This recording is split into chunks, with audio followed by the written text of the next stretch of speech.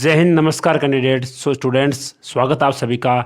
So students, अब आप सभी को पता ही आपका एयरफोर्स का एग्ज़ाम डेट आपके पास आ चुकी है और साथ साथ आपको ये भी पता है आपका एग्ज़ाम कब होगा। तो ये सब बातें आप सभी को पता है। तो दोस्तों, अब आपके अंदर बस आपका एक ही टारगेट होना चाहिए। यस, मेरे को इस साल एयरफोर्स की मेरे को इस साल एयरफोर्स चाहिए, चाहे कुछ भी हो। तो भाई, अगर आपको एयरफोर्स चाहिए तो स्टूडेंट मेहनत करनी पड़ेगी। मेहनत क्यों करनी पड़ेगी? क्योंकि स्टूडेंट, आपको पता है कि लास्ट टाइम 8 लाख स्टूडेंट ने अप्लाई किया था, बट इस बार भी कम से कम 6 से 7 लाख स्टूडेंट अप्लाई करेंगे। तो भाई 6 से 7 लाख स्टूडेंट्स में से 20-25 हज़ार स्टूडेंट जो क्वालिफाई करेंगे फिर तो उनमें आना बहुत बड़ी बात होती है। भाई उसके लिए आपको मेहनत करनी पड़ेगी, आपको जी जान लगानी पड़ेगी, आपको एक रात दिन एक करना पड़ेगा मेरे स्टूडेंट।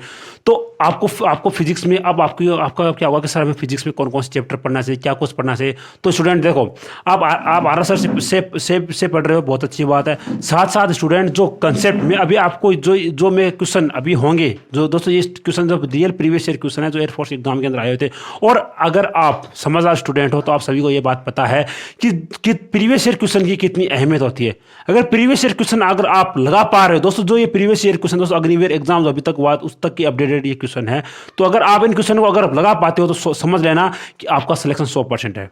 ठीक है, तो अब हम अपने जो चैप्टर है उसको स्टार्ट करेंगे। और उससे पहले अगर आप नए हो तो भाई प्लीज़ इसे like share comment and subscribe आपको करना है। क्यों करना है? क्योंकि भाई यहाँ पर आपको मैथ की क्लासेस मिलेगी, फिजिक्स की अभी फिजिक्स की क्लासेस अभी हमारी हो रही है। साथ साथ आपको आगे जब आपका एग्जाम पास आएगा तो आपको मैथ की क्लासेज, इंग्लिश की क्लासेज, जीके जीएस सभी क्लासेज यहाँ पर मिलेगी। तो भाई आपको सपोर्ट दिखाना है। ठीक है, अब देखो पहला क्वेश्चन क्या है। पहला क्वेश्चन हमारे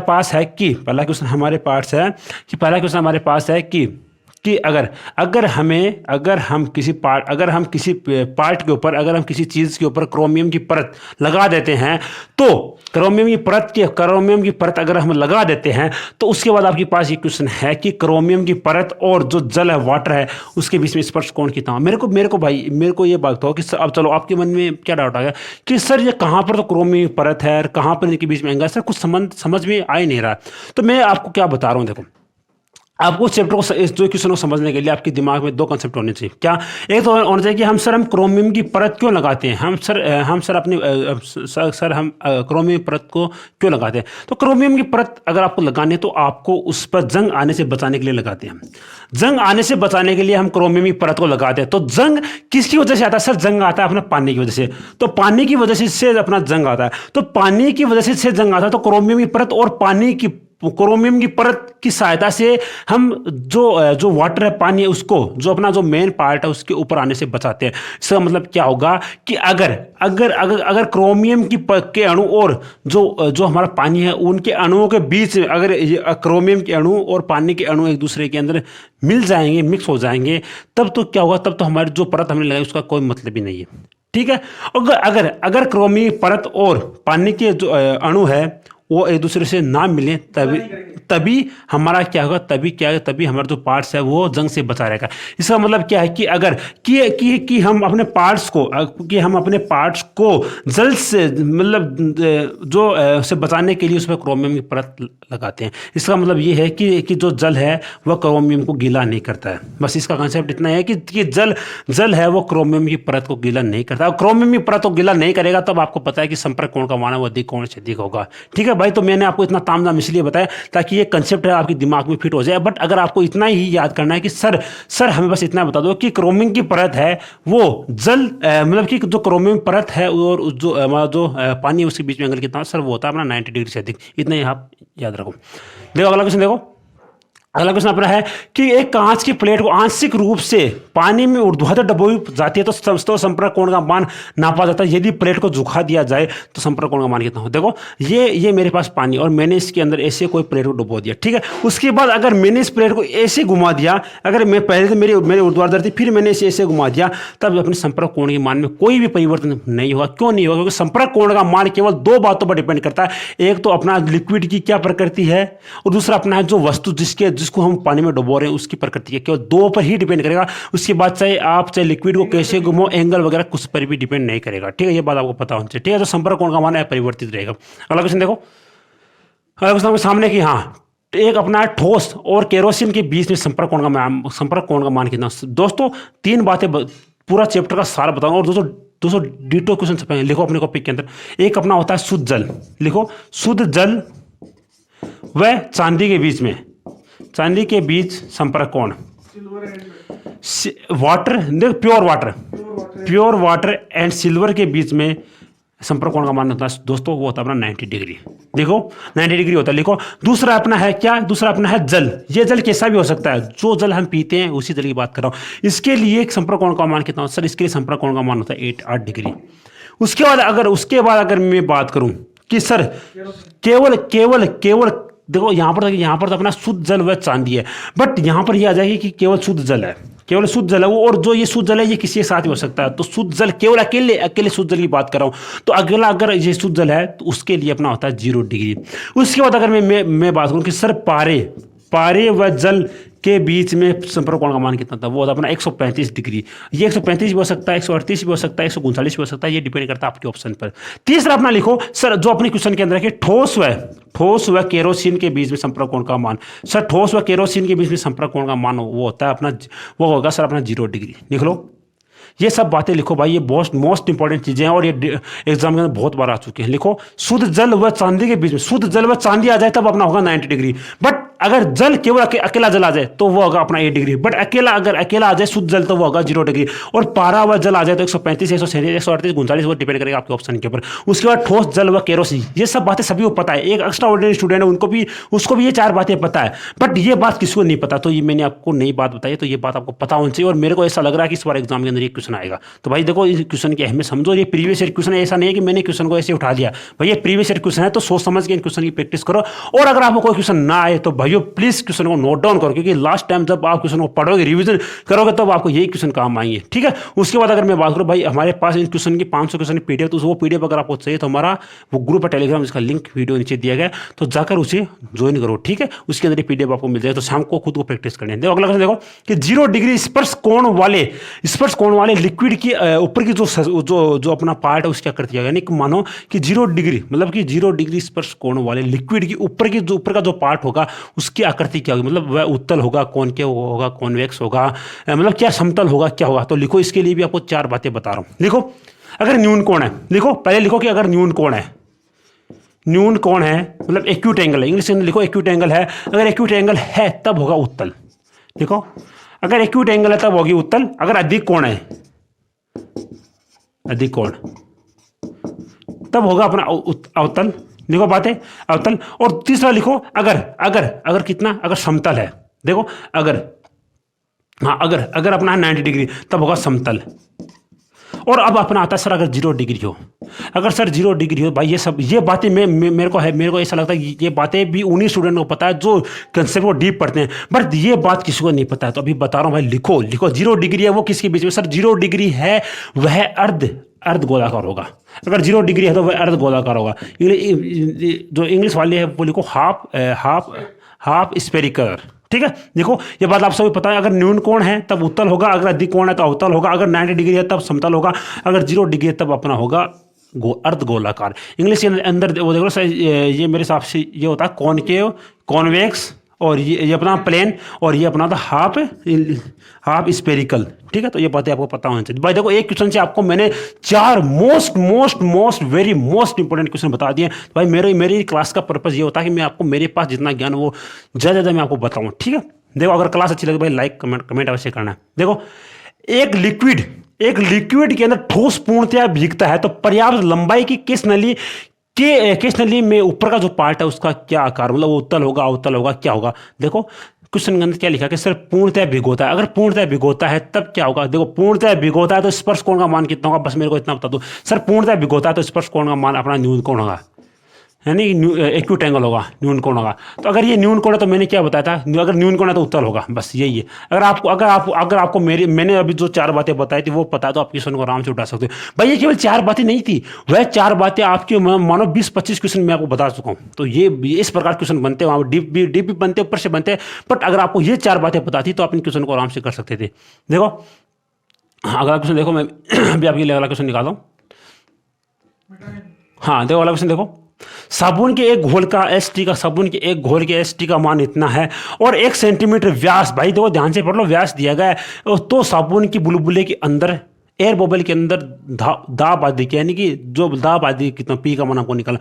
देखो अगर आप चलो ये बात आपको पता है, अगर बूंद है तो पी का मान कितना होता है सर, बूंद है तो 2T/R होता है।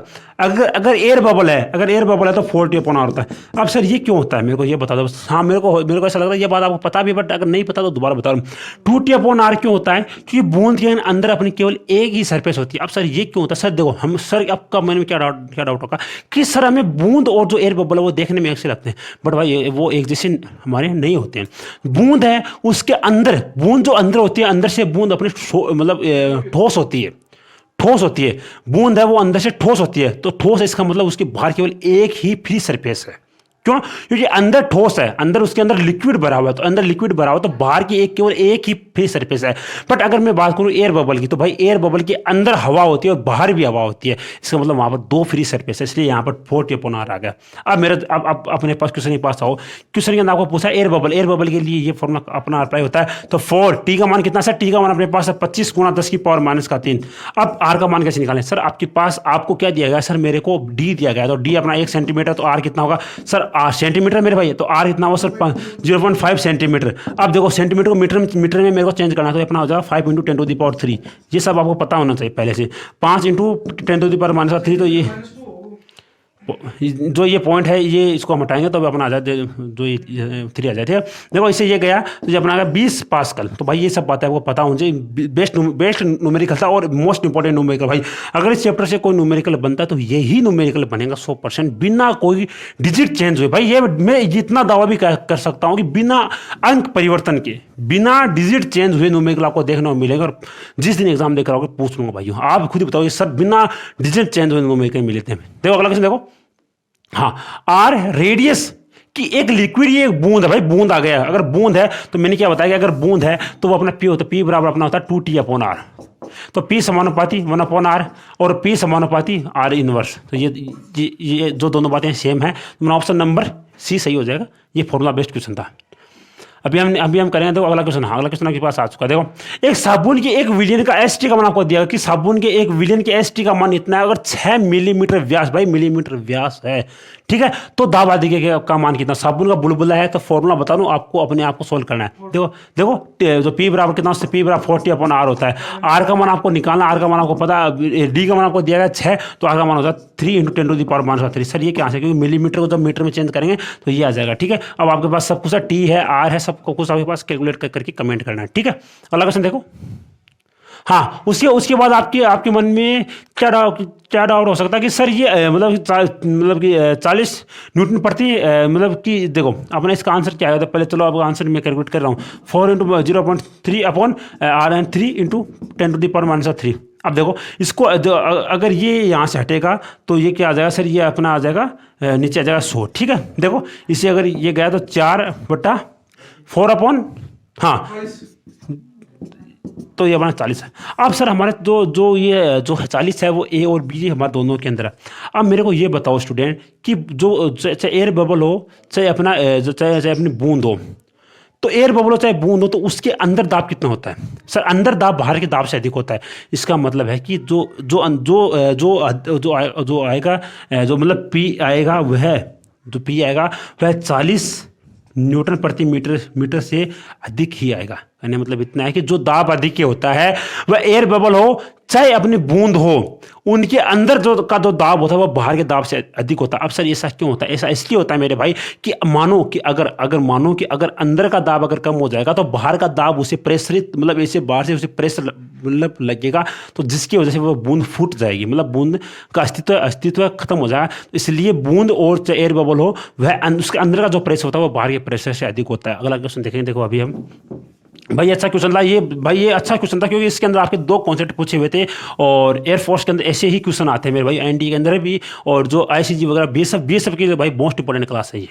देखो हाँ अगला क्वेश्चन देखो। अगला क्वेश्चन डायरेक्ट फॉर्मूला बेस्ड है। साबुन के किसी बुलबुले के अंदर दाब बाहर का जो दाब अधिक कितना होगा? भाई देखो कितने एग्जाम्स के अंदर आया हुआ क्वेश्चन है ये। इसका जो ये direct formula 40/R option number B सही हो जाएगा।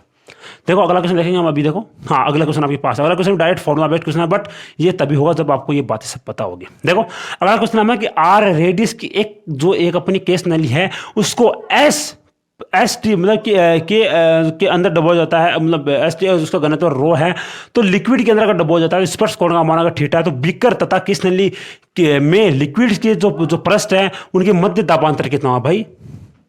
अब मेरे को ये एक बात बताओ सर, मेरे को एक बात आपको पता है सर, चलो किसनो भूल जाओ, आपको एक बात आपको शायद मेरे हिसाब से भी पता है कि एच बराबर होता है वो कितना होता है 2t cos theta upon R upon rho R जी।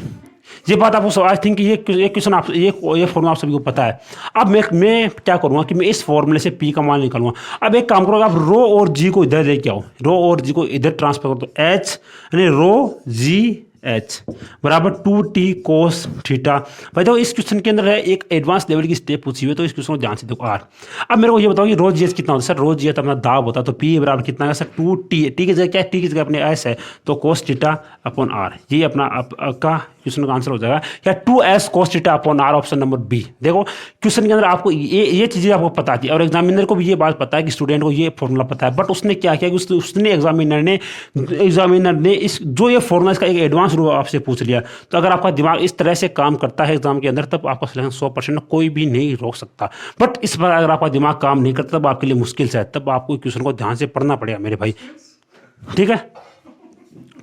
अगला क्वेश्चन देखो कि दो गोलीय साबुन के एयर बबल की जो रेडियस है वो इतनी है, अगर ये दोनों समतापीय में जो समतापीय कोई है कंडीशन है उसके अंदर ये मिलते हैं, तो परिणामी बुलबुले की रेडियस क्या होगी। देखो एक अपना एयर बबल ये है और एक एयर बबल ये है, इसकी जो रेडियस वो R1 है, इसकी रेडियस R2 है। जब ये कोई एक ऐसी कंडीशन जो इनके लिए एप्लीकेंट है उसमें अगर ये मिलते हैं तो परिणामी एयर बबल बनाते हैं। तो आपको ये पूछा गया जो परिणामी एयर बबल है उसकी जो रेडियस है वो कितनी होगी।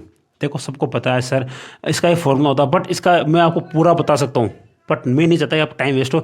डायरेक्ट फॉर्मूला याद रखना है, तो कैपिटल आर है वह R1 square plus R2 square का अंडर रूट होगा, बस इतना याद रख लो। बस मैं चाहूँ तो इसका पूरा फॉर्मूला बता सकता हूँ और मेरे को आता भी, ऐसा मत सोचो कि मेरे को आता नहीं, मेरे को सब कुछ आता है, बट मैं नहीं चाहता मैं आपको टाइम वेस्ट करूँ, ठीक है। तो ये सब आपको बात पता होनी चाहिए। दोबारा देख लो कि जब दो एयर बबल मिलकर एक बड़ा एयर बबल बनाती है तो उसका फॉर्मूला इतना होता है R1 square plus R2 square का अंडर रूट, बट इसका डिफरेंट फॉर्मूला भी होता है, बट वो मैं आपको आगे क्वेश्चन में बताऊंगा, ठीक है। तो ये डायरेक्ट फॉर्मूले से क्वेश्चन आया हुआ है और इस फॉर्मूले पर बेस्ड एक न्यूमेरिकल आपके लिए आगे है, तो वो भी हम करेंगे, ठीक है। देखो हाँ अगला क्वेश्चन देखो, अभी देखो बड़ा ऐसा क्वेश्चन भाई, जो ये क्वेश्चन भाई ये बड़ा जो अभी क्वेश्चन आपके सामने बड़ा ऐसा क्वेश्चन है और बड़ी बेहतरीन इसकी ट्रिक बताऊंगा। ऐसी ट्रिक बताऊंगा कि आप ये कहोगे सर ये ट्रिक कभी आज तक देखी नहीं हम। आओ क्वेश्चन के अंदर आओ, क्या है क्वेश्चन के अंदर आपको क्या पूछा गया सर, क्वेश्चन के अंदर आपको आयतन का अनुपात पूछा गया, यानी V1 अपॉन V2 पूछा गया। और V1 अपॉन V2 हम कब निकाल सकते हैं सर, जब हमारे पास R1 अपॉन R2 हो तो हम आराम से निकाल सकते हैं, तो R1 अपॉन R2 का होल क्यूब हो जाएगा, ठीक है। अगर मेरे पास सर मेरे को V1 अपॉन V2 निकालना, मेरे पास R1 अपॉन R2 हो तो मैं आराम से निकाल सकता हूँ, ठीक है। उसके बाद देखो R1 अपॉन R2 कैसे निकालें, तो किसी साबुन के एक एयर बबल के अंदर दाब अधिकता दूसरे बुलबुले की तुलना में 4 गुनी है, तब आपको ये पूछा गया। तो एक है यानी जो P1 है वह दूसरे की तुलना में 4 गुनी है, मतलब मानो कि अगर दूसरे की 1 है तो इसकी 4 होगी, कहना मतलब ये है कि ये 4 अपॉन P1, यानी कहने मतलब इतना है कि जो देखो कहने मतलब इतना है जो P1 है वह 4P2 के बराबर है, बस इतना याद रख लो। यानी दूसरे की मानो कि अगर दूसरे की x है तो जो दूसरे एयर बबल की दाब अधिकता x है तो पहले की 4x हो जाएगी, बस इतना याद रख लो 4x, ठीक है, या भी 4x हो जाएगी, ठीक है। देखो कितना है कि किसी एयर बबल के अंदर दाब अधिकता दूसरे की तुलना में 4 गुनी है, ठीक है। तो मानो अगर दूसरे की अगर x है तो पहले की 4x हो जाएगी, ठीक है। अब देखो अब मेरे को R1 अपॉन R2 का अनुपात है सर, मैं R1 अपॉन R2 का मान कैसे निकालूंगा, तो P1 अपॉन P2 आपको पता होना चाहिए, P1 upon P2 R2 upon R1 होता है, ये अपना एक वो रिलेशन होता है, क्यों होता है, क्योंकि तो P समानुपाती 1 अपॉन R होता है, ये मैंने इसको डायरेक्ट लिख दिया है, ठीक है। अब मेरे को अगर R1 अपॉन R2 का अगर चाहिए तो P2 अपॉन P1 बराबर क्या होगा, P2 अपॉन P1 बराबर R2 अपॉन R1 हो जाएगा, बस ये बात आपको पता होनी चाहिए। R1 अपॉन R2 यानी R1 अपॉन R2 मैंने कुछ नहीं किया भाई, मैंने इसको उल्टा कर दिया है, ठीक है। तो R1 अपॉन R2 का अनुपात कितना सर, R1 अपॉन R2 का अनुपात P2 अपॉन P1 है। अब यहाँ पर R1 अपॉन R2 का मान रखो, कितना होगा सर, R1 अपॉन R2 लिख रखें तो V1 अपॉन V2 बराबर P2 अपॉन P1 का होल क्यूब हो जाएगा, बस। अब P2 का मान कितना सर, P2 का मान अब x है और जो P1 है उसका मान 4x है, क्योंकि क्वेश्चन के अंदर दिया गया होल क्यूब, ये गया तो 1:64 आ जाएगा, भाई डायरेक्ट ट्रिक बता रहा हूँ क्या है सर। देखो डायरेक्ट अगर आप ट्रिक जाने तो वो क्या, V1/V2 बराबर R1/R2 का होल क्यूब और बराबर P2/P1 का होल क्यूब। बस इतना याद रखो, P2/P1 का होल क्यूब। ये डायरेक्ट ट्रिक है, बिना इतने ताम झाम किए हुए इस ट्रिक को याद रखो, डायरेक्ट आपका आंसर आएगा। ठीक है, आई होप भाई ये ट्रिक आपको अच्छी लगी होगी, और अगर अच्छी लगी तो भाई लाइक शेयर कमेंट आपको करते रहना है। ठीक है, अभी हम करेंगे अगला क्वेश्चन। ठीक है, वो अगला क्वेश्चन बड़ा ज़बरदस्त क्वेश्चन है और बड़ी बेहतरीन ट्रिक के साथ आपको बताया जाएगा। देखो, किसी लिक्विड की दो बूंदें जिनकी रेडियस हमारी भिन्न भिन्न है और बाहर की तुलना में बूंद के अंदर दाब हद किसके अंदर होगा। तो क्वेश्चन के अंदर आपको क्या पूछा गया है, क्वेश्चन के अंदर आपको यह पूछा गया है कि देखो दो बूंदें हैं, एक छोटी बूंद है एक बड़ी बूंद है। अब आपको बताया कि जो छोटी बूंद है उसकी जो रेडियस है वो भी छोटी होगी, इसकी रेडियस R1 है और इसकी रेडियस R2 है। तो R1 लेस देन R2 है, सबको पता है R1 लेस देन R2 है। अब आपको ये पूछा गया है कि जो दाब अधिक किसके अंदर अधिक होगा, दाब किसके अंदर अधिक होगा। अब मेरे को ये बताओ कि जो P है वो समानुपाती 1/R होता है, जिसकी रेडियस कम है उसका दाब अधिक होगा, जिसकी रेडियस ज़्यादा उसका दाब अधिक कम होगा। अब मेरे को ये बताओ कि रेडियस किसकी कम है सर, रेडियस जो छोटी वाली उसकी रेडियस कम है। अगर छोटी वाली की रेडियस कम है तो इसका दाब अधिक भी अधिक होगा। कहने मतलब इतना है कि जो छोटी वाली बूंद है उसका दाब अधिक होगा। मतलब ऑप्शन नंबर बी है, छोटी वाली बूंद के अंदर दाब अधिक होगा। भाई बड़ा ही अच्छा क्वेश्चन था, बड़ा ही बेहतरीन क्वेश्चन था। अच्छा लगे तो भाई लाइक कमेंट करना। अगला क्वेश्चन देखो, अभी हम देखेंगे। हाँ, अगला क्वेश्चन आपके सामने है। देखो, एक साबुन के एक एयर बबल की रेडियस अन्य साबुन के बुलबुले की तुलना में 4 गुनी है तो दाब अधिक कितना होगा। भाई सेम फॉर्मूला बेस्ड क्वेश्चन है। देखो P1/P2 आपको पता है, P1/P2 है वो R2/R1 होता है। ठीक है, देखो क्या क्वेश्चन के अंदर क्या बोला। भाई मेरे को पता है कि आपको किसके अंदर वो कंफ्यूजन होता है। आपको होता है कि एक पहले की दूसरे की तुलना में 4 गुनी है 2 गुनी है। तो भाई ये चीज़ आपको समझनी पड़ी। पहले की मान देखो क्वेश्चन के अंदर क्या जाएगा कि एक साबुन के एक जो एयर बबल है उसकी रेडियस दूसरे की तुलना में 4 गुनी है। तो देखो दूसरे की तुलना में तो दूसरे की मानो, आप पहले दूसरे की मानो, दूसरी अगर एक्स है तो पहले कितनी सर, पहले की 4x हो जाएगी। बस देखो क्वेश्चन ट्रिक बता रहा हूं, जिसकी तुलना में पूछे ना, जिसकी तुलना में पूछे उसको आपको x मानना है और बच गया उसको 4x से गुना कर दो। तो देखो दूसरा है तो जो दूसरी है उसकी क्या सर, उसकी x है, और जो पहली उसकी 4x है तो x गया तो 1/4 यानी 1:4 आपका आंसर आ जाएगा। भाई ये क्वेश्चन आपको अच्छा लगा तो भाई देखो क्वेश्चन बड़ा अच्छा क्वेश्चन था। और मेरे को ये पता है, ये सबको पता है कि P1/P2 बराबर R2/R1 होता है। बट जो क्वेश्चन की जो लैंग्वेज है वो आपको कंफ्यूज कर सकती है, तो आपको लैंग्वेज को ध्यान से पढ़ना है। देखो अगला क्वेश्चन अभी करेंगे आपके सामने। हाँ, अगला क्वेश्चन आपके सामने है कि एक लिक्विड से भरी हुई टंकी कि जो सरफेस है उसके पर दाब अधिक डिपेंड नहीं करता। भाई ये क्वेश्चन बड़ा अच्छा क्वेश्चन, सबको पता है। जो P होता है, P बराबर ρGH होता है। और मेरे को ये बताओ कि ये रो पर करता है, ये G पर करता है, H पर करता है, क्या यह एरिया पर करता है कि नहीं सर, एरिया पर नहीं करता है। इसका मतलब ऑप्शन नंबर अपना कौन सा, C, जो सरफेस है उसका एरिया उस पर डिपेंड नहीं करता है। इसका मतलब ऑप्शन नंबर C सही हो जाएगा। अगला क्वेश्चन देखेंगे हम। देखो हाँ, अगला क्वेश्चन देखो कि केस नली में पानी की ऊपर का जो भाग है उसके ऊपर दाब कितना होगा। देखो मानो ये अपनी कोई केस नली है और इस केस नली के अंदर जो ऊपर का जो भाग है, मानो ये केस नली है, इसके अंदर यहाँ तक ये लिक्विड वो भरा हुआ है। तो ये केस नली के जो ऊपर का जो दाब अधिक है वो नीचे की तुलना में कितना होगा। क्वेश्चन में आपको क्या पूछा गया कि केस नली की जो सरफेस है उसके सरफेस के नीचे दाब कितना होगा। देखो स्टूडेंट, देखो जो सरफेस है इसके ऊपर दाब कितना होता है।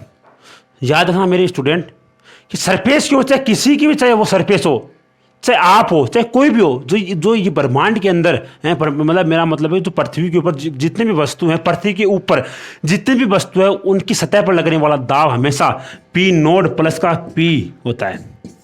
P0 क्या सर, P0 है वायुमंडलीय दाब। बट जैसे जैसे हम नीचे जाएंगे तो मेरे को यह बताओ कि भाई यहाँ पर क्या कोई वायुमंडलीय दाब अप्लाई होगा कि नहीं होगा। क्यों, क्योंकि वायुमंडलीय दाब हमेशा सतह पर ही अप्लाई होता है। इसका मतलब ये है कि जो जैसे जैसे हम नीचे जाएंगे वैसे वैसे जो वायुमंडलीय दाब है वो हटता जाएगा। इसका मतलब जो नीचे है वो दाब कम होगा। मैं ऐसे नहीं बता रहा हूँ कि जैसे जैसे आप देखो, ये बात आपको पता है कि तो P बराबर अपना होता है ρGH। इसमें यह बोला गया है कि जैसे जैसे हम नीचे जाएंगे वैसे वैसे दाब बढ़ेगा। वह दाब कौन सा है, वह दाब अपना है जो P, मतलब जो वह दाब कौन सा है, वह दाब अपना है जो नॉर्मल जो दाब होता है उसकी बात कर रहा हूँ। बट इस क्वेश्चन के अंदर आपको यह पूछा गया जो टोटल दाब पूछा गया, तो टोटल दाब है वह कितना होता है। वह सर वो टोटल दाब P0 प्लस का P होता है। आपको क्वेश्चन में ऐसा नहीं पूछा गया तो जो उसका जो एक्चुअल दाब है वो नहीं पूछा गया। एक्चुअल दाब पूछता तो ये बढ़ता, बट इसके अंदर टोटल दाब पूछा गया था। टोटल दाब कितना होता है सर? वो टोटल दाब होता है पी नोट प्लस का पी, ये होता है टोटल। इसको हम गेज दाब भी बोलते हैं, तो पी गेज भी बोलते हैं, ठीक है। तो भाई ये बात आपको पता होनी चाहिए। अगर टोटल दाब आता तब ये घटेगा, अगर टोटल प्रेशर आएगा तो तब ये घटेगा, बट अगर एक्चुअल प्रेशर पूछे तब ये बढ़ेगा। ये बात आपको पता होनी चाहिए। देखो हाँ, अगला क्वेश्चन है कि दो साबुन के एयर बबल की रेडियस एस समान है किंतु एस टी का मान समान है तो अपना सत्य कथन चाहिए। बड़ा अच्छा क्वेश्चन भाई, और एनडीए प्रीवियस क्वेश्चन है। और अगर जो क्वेश्चन मानो एनडीए के अंदर आ गया तो उसकी प्रोबेबिलिटी एयरफोर्स के अंदर आने की 100% होती है। देखो दो साबुन के एयर बबल की रेडियस एस समान है किंतु एस टी का मान समान है। तो अब देखो मेरे को ये बताओ, रेडियस समान है तो साबुन का एयर बबल है, तो एयर बबल की दाब कितना सर? एयर बबल की दाब 40/r होता है। टी समान तो टी को भूल जाओ ना यार, पी है वो डायरेक्ट प्रपोजनली 1/r हो जाएगा। यानी कि जिसकी रेडियस कम है उसका दाब अधिक होगा, और जिसकी रेडियस ज्यादा है उसका दाब कम होगा। बस हो गया अपना क्वेश्चन सॉल्व। अब जाओ अपने ऑप्शन के पास कि छोटे बुलबुले का आंतरिक दाब बड़े बुलबुले की तुलना में अधिक होगा। बस हो गया ऑप्शन नंबर ए से। क्यों छोटे बुलबुले अधिक इसलिए होगा क्योंकि छोटे बुलबुला तो उसकी रेडियस भी छोटी होगी। बस अगला क्वेश्चन करेंगे। देखो अभी हम अगला क्वेश्चन है जस्ट वेट, कोई और क्वेश्चन तो नहीं बच गया क्या? हाँ अभी देखो जस्ट वेट। हाँ अगला क्वेश्चन देखो, भिन्न भिन्न व्यास की दो केस नली हैं में दाब में किसी लिक्विड मैंने कि में लिक्विड में ऊर्ध्वाधर रूप से डुबोई जाती है तब लिक्विड की सतह पर क्या प्रभाव पड़ेगा? देखो क्वेश्चन को समझो कि दो भिन्न भिन्न व्यास की दो हमारे केस नली है, ठीक है। एक ये केस नली है और एक ये केस नली है। इसका व्यास हमारा अलग अलग है, ठीक है। एक ये केस नली है और एक ये केस नली है और एक ये एक है, ठीक है। एक दो केस नली है, इसको ऊर्ध्वाधर रूप से किसी लिक्विड के अंदर डुबोया जाता है तब क्या होगा? किसमें लिक्विड का मान ऊपर, मतलब किसमें जो लिक्विड है, यानी किस लिक्विड का मतलब यह है कि जो केस नली के अंदर जो भरा हुआ जो लिक्विड है, द्रव है, वह किसमें अधिक ऊपर चढ़ेगा। तब आपको यह बात पता है कि सर एस समानुपाती 1/r होता है। ये इसे हम बोलते हैं ज्यूरी का नियम, ज्यूरी का नियम, ठीक है। तो आपको पता है कि जिसकी रेडियस कम होगी उसकी हाइट ज़्यादा होगी, और जिसकी रेडियस ज़्यादा होगी उसकी हाइट कम होगी। मतलब जो छोटी वाली, जो पतली वाली जो केस नली है उसकी रेडियस भी हमारे कम होगी। अगर रेडियस कम है तो उसके अंदर जो पानी है वो अधिक ऊंचाई तक ऊपर चढ़ेगा। तो मतलब कम व्यास वाली केस नली के अंदर जो लिक्विड है वो अधिक ऊपर तक जाएगा। मतलब ऑप्शन नंबर डी आपका सही हो जाता है, ठीक है। क्यों हो जाए? क्योंकि देखो ये अपना एक नियम होता है, एस समानुपाती 1/r होता है। तो यहाँ अगर आर कम है तो एस ज़्यादा होगा। भाई सब ये कॉन्सेप्ट आपको समझ में आया होगा। अगला क्वेश्चन देखेंगे। देखो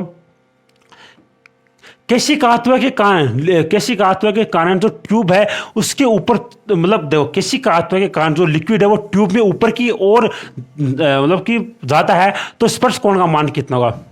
अगर ऊपर की ओर जा रहा है तो सबको पता है भाई स्पर्श कोण का मान मतलब न्यून कोण होगा।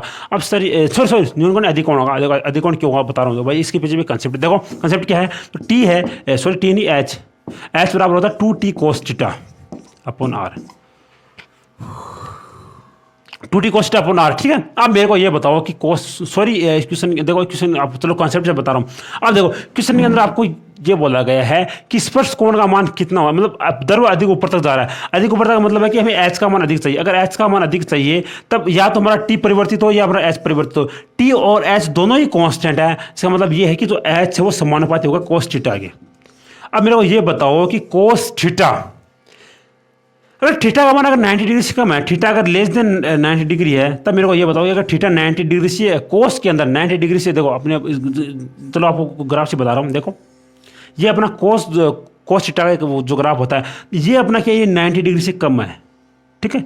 ये अपना 90 डिग्री से कम है। तो 90 डिग्री से कम होने की स्थिति में क्या होता है कि cos थीटा का मान अगर जब 90 डिग्री से कम होगा तब क्या होगा सर? अगर cos थीटा का मान अगर 90 डिग्री से कम होगा तब हमारा अधिक होगा। देखो cos एक होता है, फिर उसका मान अपना होता है 3√3/2 होता है। देखो अगर cos थीटा का मान अगर न्यून कोण है, अगर cos थीटा का मान अगर न्यून कोण है तब क्या होगा सर? तब हमारा इसका मान पॉजिटिव प्राप्त होगा। और पॉजिटिव भी होगा, साथ साथ हमें थोड़ा सा मतलब या मान तो कम होगा बट कुछ ना कुछ पॉजिटिव ही तो होगा ना। तो अगर हमारा एक तो हमारा आ रहा है नेगेटिव और एक हमारा आ रहा है पॉजिटिव, तो मेरे को ये बताओ कि पॉजिटिव बड़ा होता है या फिर नेगेटिव होता है? सर पॉजिटिव बड़ा होता है। यार पॉजिटिव कब आएगा cos थीटा का मान? सर पॉजिटिव हमारा तभी ही आएगा जब हम 90 डिग्री से कम लेंगे। 90 डिग्री से अगर आप अधिक लोगे तब तो अपना यहाँ पर नेगेटिव आ रहा है। ये बात आपको पता होनी चाहिए, ठीक है। देखो cos थीटा है, इसका मान अगर 90 डिग्री से कम है तब मान तो कम आएगा, मतलब 1 से कम आएगा, बट कुछ पॉजिटिव होगा। बट अगर वहीं अगर हम थीटा 190 से अधिक ले लेंगे, तब हमारा जो कोस थीटा है उसका मान हमारा नेगेटिव के अंदर आएगा, तो नेगेटिव के अंदर हम नहीं लेंगे, इसलिए हमारा यहाँ पॉजिटिव के अंदर ही होगा, और एच का मान हमारा ज़्यादा तभी प्राप्त होगा जब हमारा न्यून कोण होगा। अगर आप इसे डायरेक्ट याद करना चाहो तो भी कर सकते हो, ऑप्शन नंबर ए सही हो जाएगा। तो अगला देखो कि भारहीनता की स्थिति में किस नली को पानी में डुबोने पर उसमें पानी, भारहीनता की स्थिति है, भारहीनता की स्थिति के अंदर क्या होता है सर, भारहीनता की स्थिति के हमारा G0 होता है, ठीक है। तो भारहीनता स्थिति के अंदर हमारा G0 होता है। अगर G0 है, देखो अपना तो फॉर्मूला क्या होता है, T बराबर होता है 2T cos theta upon rho R जी। अगर जी का मान 0 है, सॉरी अगर जी का मान अगर 0 है तो एच का मान सर एच का मान इन्फानाइट होगा। और इन्फानाइट का मतलब ये है कि जो लिक्विड है वो पूर्णतया जो ट्यूब है उसको अपना पूर्णतया फिल कर देगा, यानी जो केस नली है उसके ऊपर तक जल पहुंच जाएगा, इस केस नली के ऊपर तक नहीं, ऊपर तक ये जल पहुंच जाएगा, ठीक है। ऑप्शन नंबर डी सही हो जाएगा। अब अगला क्वेश्चन देखिए, देखो स्टूडेंट हम एक अखबार के पन्ने पर फॉन्ट पेन से लिखना कठिन होता है, क्यों होता है, क्योंकि इससे हमारा किसी कातों के कारण कठिन होता है। क्यों होता है, क्योंकि देखो अगर हम स्याही के पेन से अखबार के ऊपर लिखेंगे तो अखबार के अंदर हमारे कुछ ना कुछ केस नली होती है, जिसकी वजह से जो स्याही को सोख लेती है, और स्याही को अगर सोख लेगी तो पूरे अखबार पर फैल जाती है। तो हमारा कौन सा ऑप्शन सही, ऑप्शन नंबर हमारा बी सही, ऑप्शन नंबर हमारा डी सही होगा। कि क्यों, क्योंकि जो केसी का आत्मा के कारण अखबार के ऊपर स्याही की पेन से लिखना कठिन होता है। स्याही का पेन मान लो, चाहे आप मार्कर मान लो, क्योंकि मार्कर भी एक प्रकार का स्याही का पेन ही होता है। देखो दो ऑप्शन, अगला क्वेश्चन हमारे पास है कि दो केस नली है पी व क्यू को पानी में डूबा जाता है। केस नली पी में चढ़ने वाले पानी की ऊंचाई क्यू की ऊंचाई की 2/3 है, तो व्यास का अनुपात कितना होता है। देखो एच समानुपाती 1/r होता है, तो H1/H2 बराबर R2/R1 होगा, ठीक है। अब देखो क्वेश्चन के अंदर आपको क्या जाएगा कि तो पी की जो ऊंचाई है वो क्यू की ऊंचाई की 2/3 है। तो अगर पी की ऊंचाई अगर H1 है तो क्यू की ऊंचाई अगर H2 है, तो H1 कितना, H1 बराबर 2/3 H2 हो जाएगा, ठीक है। तो हमें आप यहाँ से क्वेश्चन के अंदर लिखो H1 का मान रखो, H1 का मान कितना सर 2/3 H1/H2 बराबर R2/R1 क्योंकि H1/H2 बराबर R1/R2 होता है, ठीक है, R2/R1 होता है, ठीक है। तो R2/R1, ठीक है, H2 गया तो R2/R1 बराबर अपना 2/3, तो R1/R2 कितना होता है सर, R1/R2 अपना हो जाएगा 3/2, ठीक है। तो ऑप्शन नंबर 3:2 होगा, अपना ऑप्शन नंबर 20 सही हो जाएगा। भाई ये चीज़ें आपको पता होगी तभी आप क्वेश्चन को कर सकते हो। H2/H1 बराबर R2/R1 होता है, तो ये इस फॉर्मूले से हो जाएगा क्वेश्चन। हाँ अगला क्वेश्चन देखो, अगला क्वेश्चन अपना जो इस क्लास का लास्ट क्वेश्चन देखो, क्वेश्चन के अंदर क्या बोला है कि एक ही पदार्थ से बनी दो अपनी जो ट्यूब है उसके अंदर जो रेडियस है वो अलग अलग है, और एक ही लिक्विड के अंदर अगर डुबो जाती है तो जो ट्यूब के अंदर ऊंचाई 2.2 सेंटीमीटर और दूसरे के अंदर 6.6 सेंटीमीटर है, तब रेडियस का अनुपात कितना होगा। कुछ नहीं भाई, आपको ऊंचाई का अनुपात आपको दिया गया, आपको H1 और H2 का अनुपात आपसे दिया गया, R1/R2 का अनुपात आपसे पूछा है। सबको पता है कि H1/H2 बराबर R2/R1 होता है, तो यहाँ से आप आराम से इस क्वेश्चन को निकाल सकते हो, खुद को सॉल्व करना है। अभी मैं देखता हूँ कि और क्वेश्चन है क्या। हाँ एक क्वेश्चन और है, जब किसी ट्यूब को पानी के अंदर डुबोया जाता है तो H ऊंचाई तक पानी जाता है, यदि जो ट्यूब है उसकी लंबाई H से कम कर दी जाए तो क्या होगा। कुछ नहीं भाई, क्वेश्चन के अंदर ये है कि मानो ये अपनी एक ट्यूब है, ठीक है, ये अपनी एक ट्यूब है, ठीक है। तो इसके अंदर जब इसे किसी लिक्विड के अंदर अगर इसे डुबोया मतलब जाएगा तो ये H ऊंचाई तक जाता है, ठीक है। अगर H ऊंचाई तक पानी जाता है, यदि जो ट्यूब है उसकी लंबाई H से कम कर दें, तो मानो अगर मैंने इसको H ऊंचाई तक तोड़ दिया, मानो क्या है कि मानो पहले इसके अंदर पानी यहाँ तक ऊपर तक आ रहा था और फिर मैंने क्या किया कि मैंने इसको यहाँ तक तोड़ दिया, तो क्या फिर इसके पानी की ऊंचाई में परिवर्तन होगा कि नहीं सर, इसमें परिवर्तन नहीं होगा। क्यों नहीं होगा, क्योंकि आप फॉर्मूले से जाओ कि H बराबर 2T cos θ/R होता है, रो आर जी होता है, रो आर जी होता है, ये होता है। और ये ऐसा भाई, ये अपनी ऐसा पानी की ऊंचाई है, न कि जो ट्यूब की लंबाई है। तो भाई ये ट्यूब की लंबाई नहीं है, तो ये ट्यूब की लंबाई पर डिपेंड नहीं करती है, ये केवल और केवल टी पर करती है, cos θ पर करती है, रो पर करती है, आर पर करती है और जी पर करती है। ये जो अपनी जो ट्यूब है उसकी लंबाई पर निर्भर नहीं करती है।